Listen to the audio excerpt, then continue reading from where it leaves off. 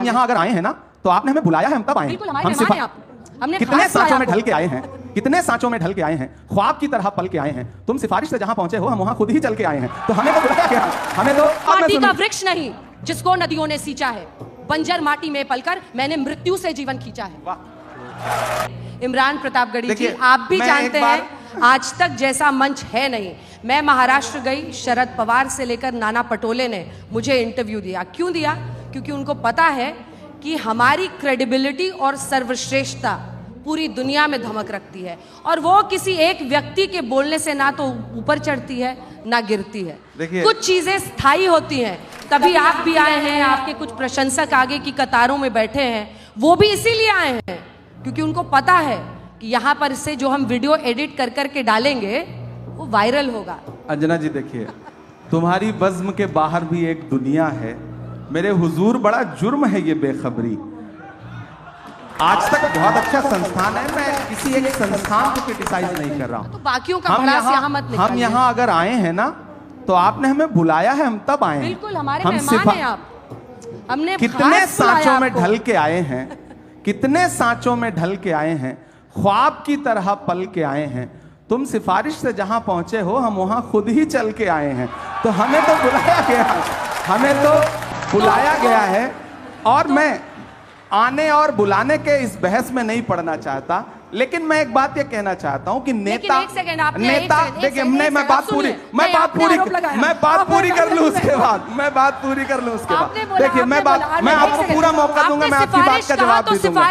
देखिए मैं आपके लिए ना, सुनिए नहीं, मैं आपकी कविता बाद में सुनूंगा। वृक्ष नहीं जिसको नदियों ने सींचा है, बंजर माटी में पलकर मैंने मृत्यु से जीवन खींचा है। वाह, याद रखिएगा। तो कविता पूरी हो गई। अब मैं बात जो कह रहा था कि यहाँ बुलाने और आने का सवाल नहीं है। नेता और मीडिया दोनों एक दूसरे के पूरक हैं। आप हैं तो हम हैं, हम हैं तो आप हैं। बिना हमारे आपका भी वजूद नहीं है और बिना आपके हमारा भी वजूद नहीं है। हम दोनों एक दूसरे की जरूरत हैं, तो हम दोनों एक दूसरे को उसी रूप में कबूल करें। हम आपस में लड़े नहीं। तो हमें बुलाया गया, तब हम आए। फिलहाल बिल्कुल आपकी कविता बहुत अच्छी थी, सिर आंखों पर आपकी कविता बहुत अच्छी थी, लेकिन नो डाउट आज तक बहुत शानदार कर रहा है और ये कल तक बहुत शानदार करता रहेगा, मुझे पूरा विश्वास है। यही तो है कि आग भी जब प्रशंसा करने लगे, या पानी, व्हाटएवर यू नहीं, मैं प्रशंसा करूंगा, पर आग और पानी के बीच में समझौता होना भी नहीं चाहिए। मैं आपकी पत्रकारिता की प्रशंसा करता हूँ, इसमें कोई दो राय नहीं। आप अच्छी पत्रकारिता करती हैं और हम सब युवा हुए हैं आपको देख देख करके, आपको सुन सुन करके। ये मेरे लिए बहुत खुशी की बात है कि मुझे देख देख कर आप जैसे लोग जवान हो गए।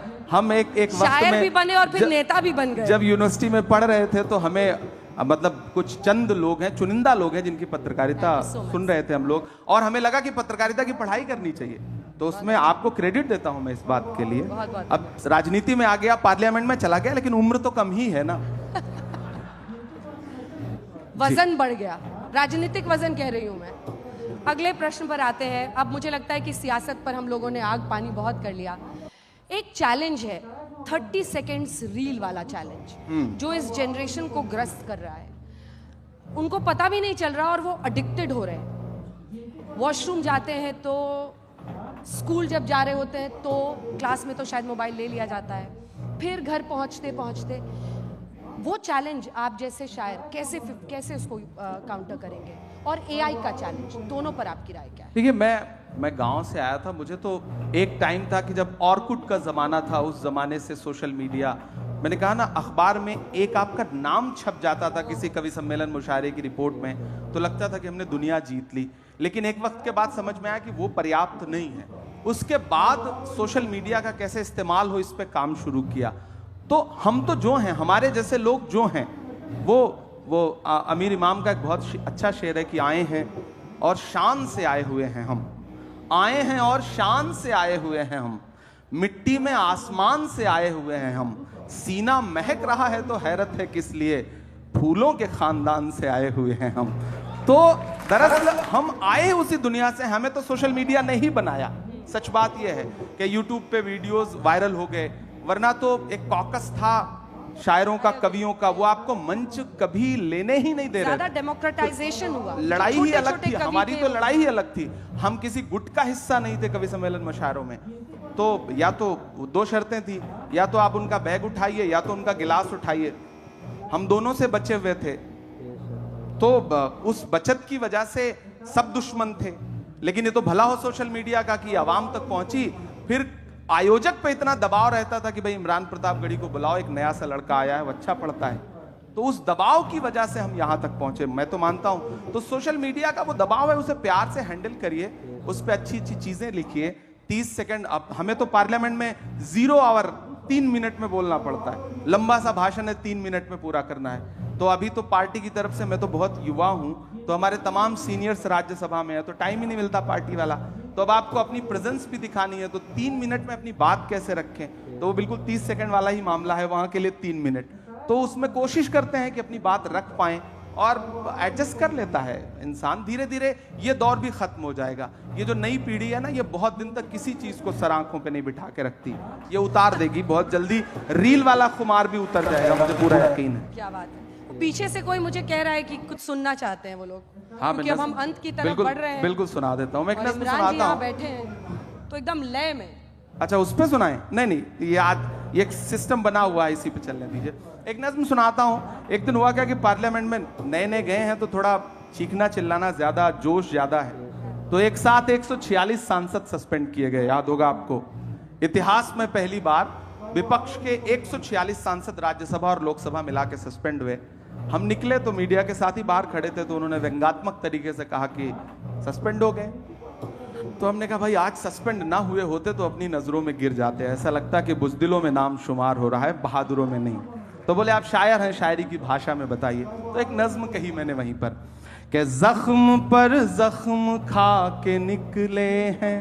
ये संगीत वाले भी जो साथी बैठे हैं, मुझे उनका भी साथ मिले कि जख्म पर जख्म खा के निकले हैं, हाँ मगर मुस्कुरा के निकले हैं। सर झुकाने का हुक्म जब आया,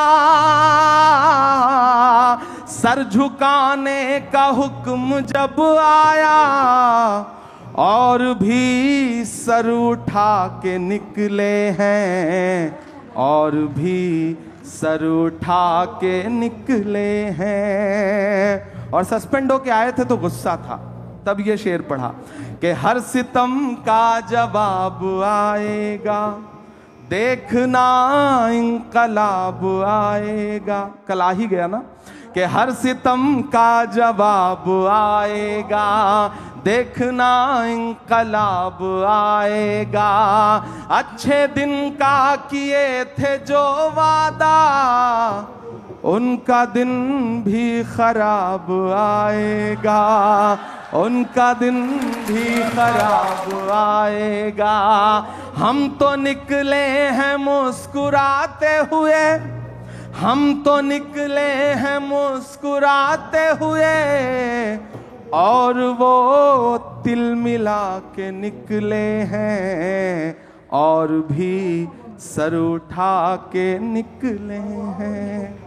क्या बात है। ये बात आपको जुदा करती है बाकी राजनेताओं से, मुझे लगता है कि आप हर तरह की बात करते हैं, आप आवाम की भी आवाज बनते हैं। एक पार्टी में रहकर ये कर पाना कई बार बहुत मुश्किल हो जाता है, लेकिन नहीं, मैं अंजना जी ये चीज क्लियर कर दूं, मुझे बहुत खुशी है और मैं इस मंच पर अपनी लीडरशिप की प्रशंसा भी करूंगा कि कभी मुझसे ये नहीं कहा गया कि इमरान तुम मुशायरों में जाके क्या पढ़ रहे हो, तुमने ये क्या बोल दिया, यहाँ पाबंदी, ये मत करो, ऐसा मत करो, भाषण क्या दे रहे हो, किस विषय पे बोल रहे हो। मैं बहुत जिम्मेदारी से और ईमानदारी से कह रहा हूँ कि मुझे आज तक मेरी पार्टी में किसी नेता ने यह नहीं कहा कि तुम इस विषय पे बोलो, इस विषय पे मत बोलो।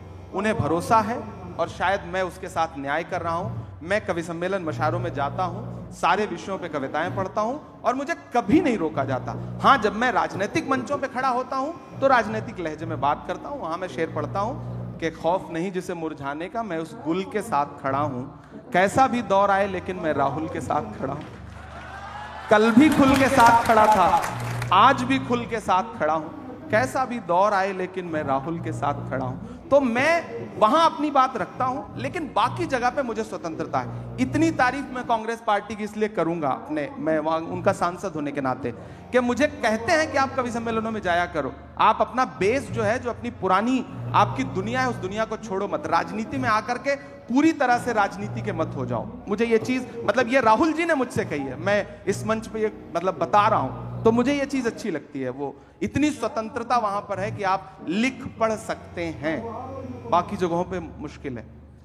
तालियों के साथ बहुत बहुत अभिनंदन इमरान प्रतापगढ़ी जी, आप मंच पर आए आज तक के हमारे मेहमान।